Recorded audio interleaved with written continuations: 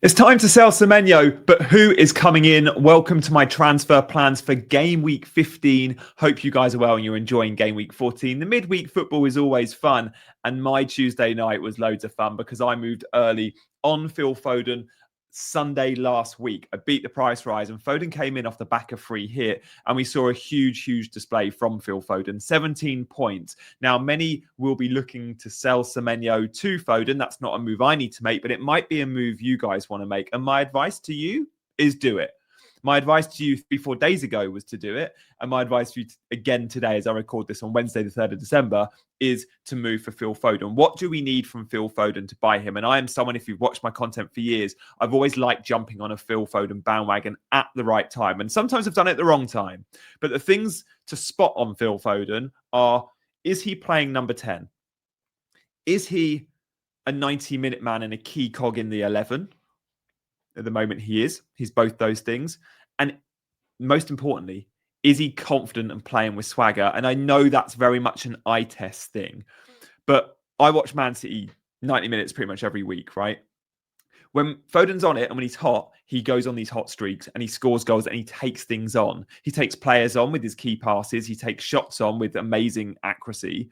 He doesn't do that when he's not playing with confidence. He doesn't do that when he's not a 90-minute man or when he's playing out on the wing. When he's hot, you want to jump on him. We've just seen huge hauls, and I think there's still way more points to come. Coming up next is Sunderland at home. Now, if you've watched my content in the last few weeks, I've told you all about the City schedule. Of course, with Real Madrid up, there could be a game he misses. I think the game he misses is the 17th of December against Brentford in the EFL Cup. In fact, I'm certain he won't play that football match. I think that might be a big enough rest. The rest of the festive schedule for Phil Foden is actually quite all right. I would be surprised if he is dropped. The way he's playing, he needs to be on the pitch at all times. Now is a great entry point for Phil Foden. It's not too late. My BBC article on Monday was go buy him at 7%. He ain't going to be 7% for long, and he's not 7% already. But look, we're here to talk about my team, and Foden's not in my team. Foden's not a player I need to buy. We're here to talk about my transfer plans. Obviously, 17 points. I didn't captain Haaland. But look, there's still hope with Thursday night captainers. Many have gone Bruno. Many will have gone on Burmo. Get a big captaincy hit, and it's a huge green arrow. Those that went Haaland captain obviously were massively rewarded. So look, what are my transfer plans? Well, let's go through my team. And by the way, guys, I'd love you to hit that like and subscribe button today if you fancy supporting. Thank you as always for the support. But look, game week 15, let's just have a recap. We have to use all of our transfers. Let me explain, right? If you have 2 or 3 transfers in the bank and you don't use them, you're effectively losing them. Every manager will be topped up to 5 free transfers in game week 16. But to make sure you get 5 new transfers, you need to burn all your 15 transfers, right? So, of course, don't make transfers if you don't need to, but there's always tweaks you can make. I've got 1 free transfer and I'm going to use it this week. I hope that makes sense. Where do I use the transfer with 0.0 in the bank? Well, Semenyo, I know I want to move out long-term anyway. So do I move Semenyo out this week? It's a shame he's got Burnley the week after. The other players I don't want in this team, I mean, let's go through it. Am I happy with everyone? Yeah, I think I am. In my 11, I'm not happy with Semenyo. I don't know if I'm happy with O'Reilly. I don't know if that was a mistake and I should have gone for a Newcastle defender, maybe. But I think I'm going to keep O'Reilly. I'm going to get rid of Semenyo eventually. Is it this week? The other defender I need to move on is Kilman. I know I want rid of Kilman. So my big decision this week is pretty much, am I selling Semenyo or Kilman? And I think that's the only decision I really need to make with my transfer. Now, when we're looking at Semenyo and Kilman replacements, with no money in the bank, I'm very limited and I only want to use 1 transfer. I'm definitely not taking a hit this week. So let's look at a few options, shall we? So first, let's talk. Let's talk. I'll get onto the midfield in a minute. Let's just talk Kilman. 4.3 defenders. There's very few of them. You can get, if he was going to be a guaranteed starter, De Kuiper at 4.3 at Brighton. Looks like loads of fun. He played left wing at the weekend against Forest and scored. Let's see how he does on Wednesday night. But eyes on De Kuiper is my early thoughts. Pau Torres is 4.3. Don't mind Pau Torres at 4.3. You know, Villa are all right. You could go down to an Esteve at 3.9 and save some money.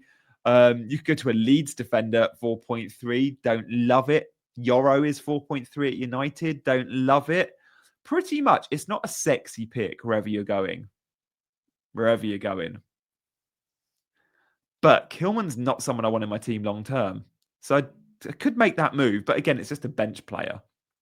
Ideally, I want to move Kilman up to an Arsenal defender or a Newcastle defender, and I can do that when I've got 5 free transfers. So I think it's likely that that spot just stays, right, as Kilman for another week. And then it's the Semenyo player I move on. Semenyo position I move on. Now, as I mentioned, he does have Chelsea at home. Then it's United away, but then it's Burnley at home. And I really wanted him for Burnley, but I don't think I can wait another 3 games just to have Burnley at home where he could blank. Now, last night, Semenyo did get DEFCON. Semenyo did go and have 2 shots on target from what I saw on the extended highlights. Quite good high XG chances. It's just not quite dropping for him. He had an XGI of 0.39, but I do think it's time to move on to an explosive asset. And there's a couple of really nice options here. First up, Anthony Gordon. I know he's not been playing. Look at his minutes. They've been dreadful. He's clearly been struggling. But when he comes into the team and when he plays, and he came off the bench last night and changed the game, in 24 minutes, he looks so good. When Newcastle won the penalty, he took it.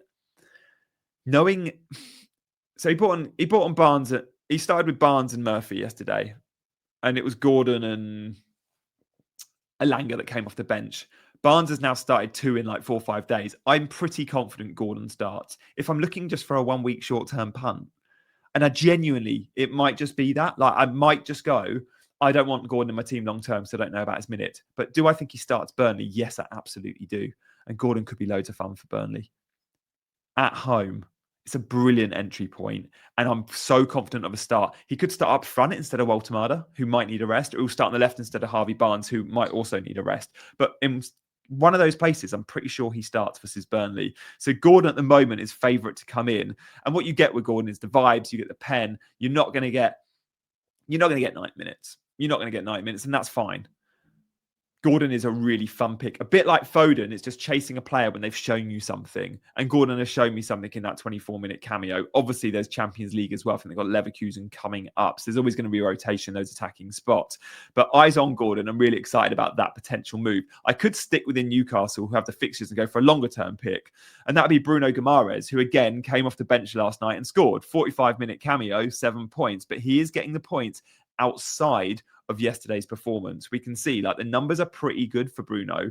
And actually, I think he's been one of the surprise packages of the season. Tonali plays deeper, Joe Linton plays deeper, and Bruno Guimaraes has now got a bit more of a free reign, and his DEFCON's been pretty useful. Like, forget last night, we played 45 minutes, but against Everton, 14 DEFCON, against Brentford, 13, West Ham, 10. Like, he gets quite close to it. And then the goals and the assists have been coming this season. He's got 4 goals. He's got 4 assists. He's looking pretty useful as Bruno Guimaraes. So again, a sleeper long-term pick, budget differential, 6.7 is not too much to spend. I don't mind him at all. And I do like Newcastle. As a long-term hold, the fixtures are great for Newcastle. They're right at the top of the ticker. Remember, the fixture you play in game week 15, you also play in game week 19. So it's Burnley in 15, and then it's Burnley again away in 19. I love that. If you've got a good fixture in 15, you're like, yes, I get to cash out twice here. I get to have 2 tickets to that raffle. And Burnley is a proper, you can get lucky in that fixture, especially when you're the home team. Burnley on the road do not travel well. Burnley at Turf Moor is a different proposition. Fair play. All right, so that's a couple of Newcastle assets at the moment. I'll tell you where I'm at in my conclusion on this video in just a second. By the way, guys, I would love you to hit those buttons. So I appreciate you liking and subscribing. I'm also going to be doing a bit of a watch along on Chasing Green Arrows tonight, but I'm also then going to do a longer form video, live video tomorrow afternoon, a charity stream, if you want to join me for that, tomorrow afternoon on this channel.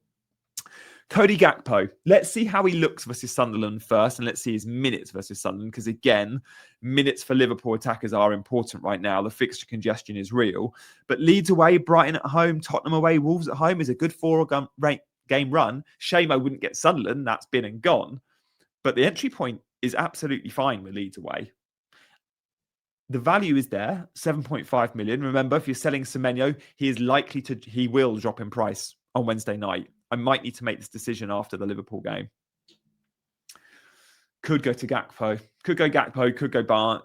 Could go Gordon. I think if I go Gakpo, again, it's with a longer term view. If I go Gordon, it is just 1 week punt. Let's see how Gakpo plays. I will be watching that game this evening. And at 10:15 when the game finishes, maybe it's just Gakpo in. What I'd like to see is Gakpo actually benched against Sunderland. I don't think we will. I think he has to start because he's been scoring goals and boy, do they need him at the minute. Elliot Anderson again is back to the long term. This is the boring pick, but again, the sleeper pick. He ticks along so well. He's been getting DEFCON so easily. He's been getting bonus points easily. I mean, Nottingham Forest lost to Brighton 2-0, and Elliot Anderson still got 2 bonus points. That blows my mind a little bit. And the DEFCON, guys, he pretty much hits it every week. His last 5 DEFCON, let me read them out.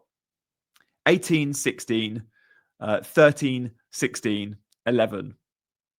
I can continue. 12, 10, 16, 15, 15, 15, 11, 11. Like, unbelievable for DEFCON. The lowest he gets is 11.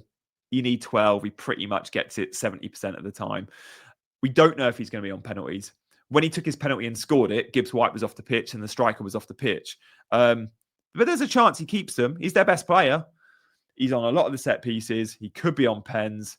The fixtures for Forest are fine. Like, it's Everton, if I'm buying in this week, Everton away, Tottenham at home, Fulham away. It's fine. I like Forest under Dyche.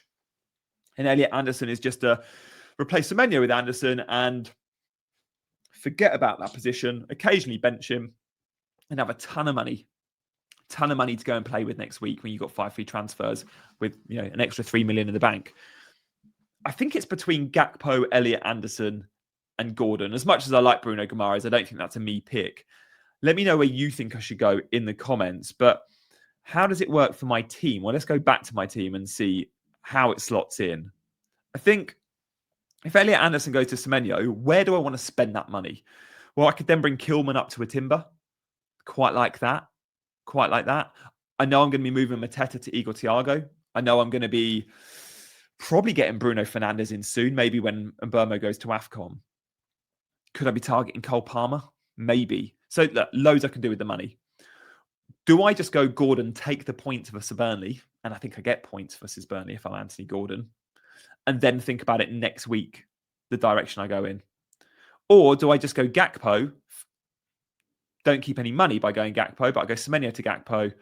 And I then get a good long-term Liverpool attacking cover during AFCON when Salah's not there. And I think that's good for Gakpo, Salah not being there. 3 decisions, which I will narrow down on my team selection video, which I'll wait till Friday. I want to see all the games. I want to evaluate it properly. But on Friday, I'll bring you my team selection confirmed. But almost certainly it's going to be Semenyo out for Gakpo, Semenyo out for Gordon, possibly Semenyo out for Elliot Anderson too. I don't mind that avenue too. At the moment, I'm probably 40% Gordon, 30% Gakpo, 30% Elliot Anderson. Guys, thank you for watching, and I will see you very soon. Bye-bye.